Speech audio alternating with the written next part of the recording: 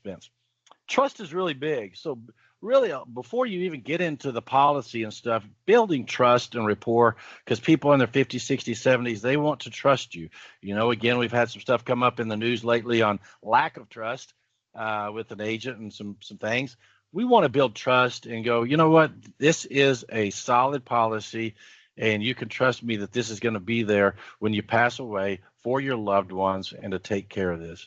And then education, always ask them, hey, is there anything about this policy you want to know? Is there anything you're wondering about? Can I show you something about how this policy works? And just be empathetic to that. Use clear language. I know insurance language, we get into acronyms and we get into, a lot of the insurance language. We got to understand that we have to lower ourselves or raise ourselves to our client's level and talk clearly with them. And I have a problem. I know I get excited about talking and selling, and I talk too fast. So I have to be very conscious about slowing it down and explaining things very clearly and how it differs from other life insurance policies. And you don't have to get real deep into it. You can do, well, term goes for a certain period of time and then it stops, and then you have increased premiums. Universal life policies, they grow and do have some cash values, but depending on how much you put in there, whole life is one premium always and forever, and it has the guarantee there. Guaranteed to be there when you pass away, guaranteed that this premium will be the same forever and ever and ever. It's in writing, and that's what we do, and that's what the beauty of the whole life policy is. No medical exams. A lot of people just balk. Oh, I don't want to go give blood or urine, or I don't want them looking. It's just too much work.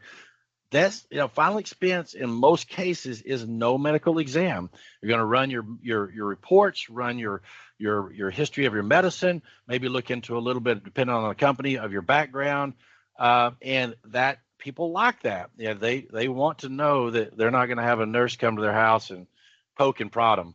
Fixed premiums, like I said, all the way across, guaranteed, all the way across, builds cash value.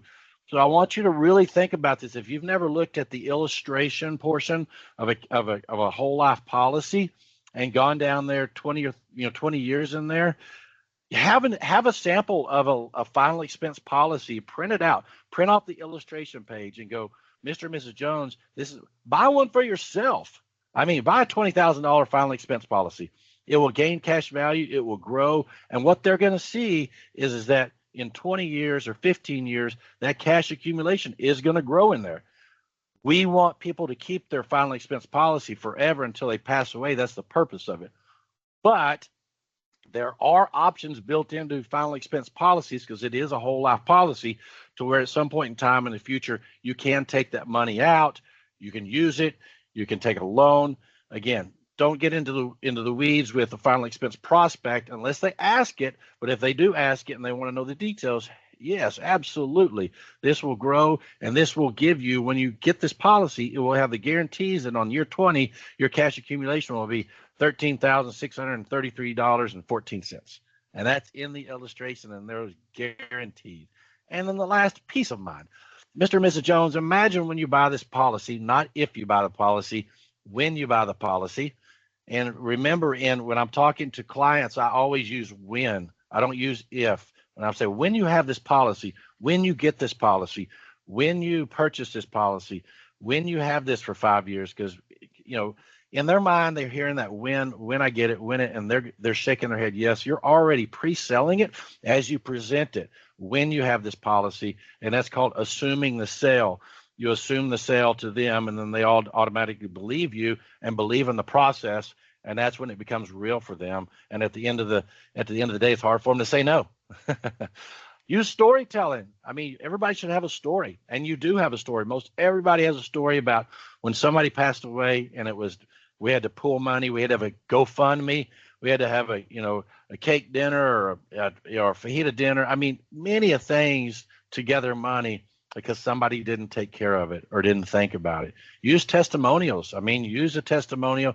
It brings it all to real life, and it's real to them. Be prepared for objections. It's common objections. Oh, well, this costs too much. It's too much money.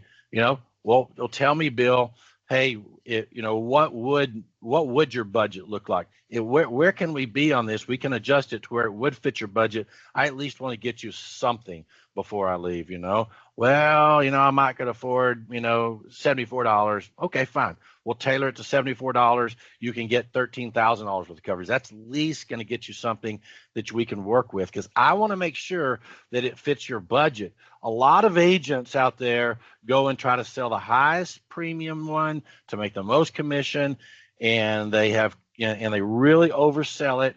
And then the client, once they get the policy in, the spouse or the husband or whoever comes in and goes, "Wow, we can't afford that. That's too much. We just need to get rid of that. You don't need that stuff anyways." And before you know it, you have a lapse and you have a chargeback.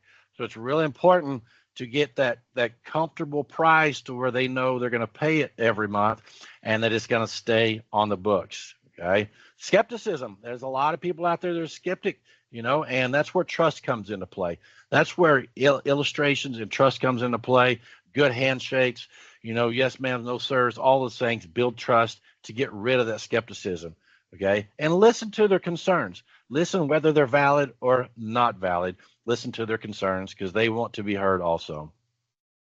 Offer multiple options, just like I talked about, your coverage levels, your premium difference. Make sure it fits their budget and make sure it sticks, because that's the most important thing there. And then follow up, absolutely on final expense. I'm going to have to take a drink of water here. It's very important to follow up, not only to make sure that the policy stays on the books and that you're taking care of the client, but every year, this is a client that has given you their social security number, their date of birth. You've been in their house or you've talked to them, them personally already. Make sure you follow up with them on an annual basis and go, "Hey, do you still have that policy? Everything's still good?" Because I promise you, if you do that and you're good on final expense, it's really a touchy and really a heartfelt sell. They will that next year, if they've been had a good year with you and everything's still good, they've gotten their policy in, they like it, it's in their sock drawer, they've told their kids about it, they're happy with you. Hey, what about your kids? What about your wife? What about anybody else? Is there anybody else that you can think of that I could visit with about this? They'll start just giving you names. They'll start giving you, because the trust is there and they know you did what you said you were going to do, and they've got that policy that fits their budget and they're proud of it and their family's proud of it. And it's something important to them, not just a policy that's sitting out there, somewhere on a computer or internet. It is in their house. It is personal to them. And so make sure you follow up for them and follow up with opportunity for referrals. Okay. Leverage technology. You can use your e-apps and video calls. If they're that kind of person, use it. Use your e-apps, use video calls. Hey, I'm going to Zoom you. Do you know how to Zoom? Oh, yeah, we do it all the time. Or FaceTime you and talk to them, however they want to be communicated with. Understand, people from 50 to 80 grew up in different time frames. Us 50-year-olds and Gen X's, we're pretty computer savvy and phone savvy. You get up in the 60s and 70s and 80s, maybe not so much, in that. So you've got to be aware of how they want to be communicated with. Is it by email? Is it by phone? Is it, if you're close enough to go see them, how do they want to be communicated with? And then follow that lead with that communication channel, because they're comfortable with you. Okay. And they get comfortable with you.